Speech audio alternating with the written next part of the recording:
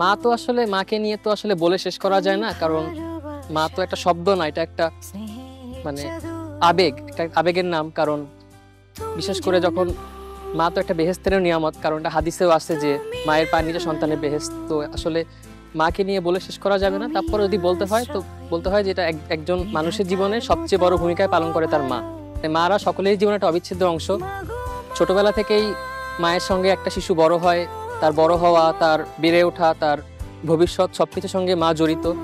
একটা শিশুকে মাই সবচেয়ে বেশি সময় দেয়। বাবা হয়তো ব্যস্ততার কারণে অত সময় দিতে পারে না, কিন্তু একটা মাই তার শিশুকে মূলত বড় করে তোলে। শিশু প্রথম শিখেই মায়ের কাছ থেকে।